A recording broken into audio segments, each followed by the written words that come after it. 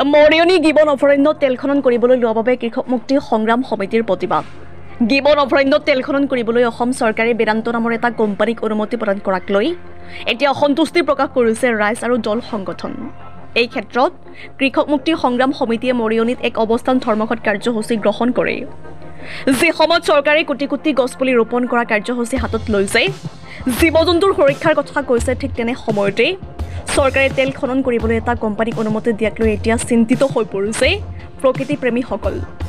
যদি গিবনত তেল পোৱা যায় তেতিয়া এই জীৱকুল থাকিবনে? এই বিশ্বৰ এখন বিশেষ অভয়াৰণ্য গিবন থাকিবনে? এই লৈ চৰকাৰক হুংকাৰ প্ৰদান কৰিলে কৃষক মুক্তি সংগ্ৰাম সমিতিয়ে। কেন্দ্ৰীয় বিজেপি চৰকাৰ আৰু অসম বিজেপি চৰকাৰে কোনো দূৰদৰ্শিতা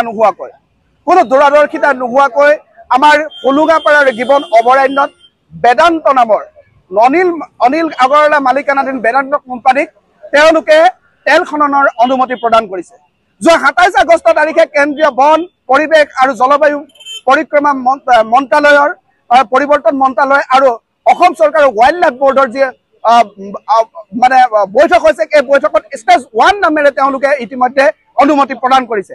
আমাৰ স্পষ্ট কথা, এই গিবন কিয় বিখ্যাত? এই গিবন বিখ্যাত হৈছে দক্ষিণ এছিয়াৰ ভিতৰত বন মানুহ হলৌ বান্দৰ পোৱা যায়, ইয়াত বাসস্থান হলৌ বান্দৰৰ, ইয়াত লাজুকী বান্দৰ পোৱা যায়, মলুৱা বান্দৰ পোৱা যায়, থলুৱা বান্দৰ পোৱা যায়, 215 বিধ চৰাই আছে, সাপ আছে, বাঘ আছে, হাতী, বনৰীয়া হাতী আছে, বনৰীয়া গাহৰি আছে, বিভিন্ন প্ৰজাতিৰ জৈৱ বৈচিত্ৰ্য আছে, জীৱকুল আছে।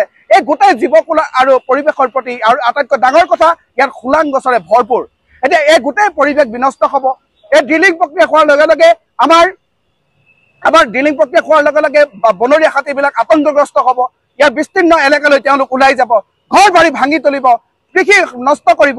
গতিকে এনেকুৱা ধৰণৰ এক পৰিৱেশৰ কথা চিন্তা নকৰাকৈ কেৱল ব্যক্তিগত পুঁজিপতিৰ স্বাৰ্থত এই বিজেপি চৰকাৰখনে যি হঠকাৰী সিদ্ধান্ত লৈছে, এই হঠকাৰী সিদ্ধান্ত উঠাই ল'ব লাগিব। আৰু যদি উঠাই নলয় তেনেহ'লে অনাগত দিনত ভয়াৱহ আন্দোলন গঢ়ি তোলা হ'ব।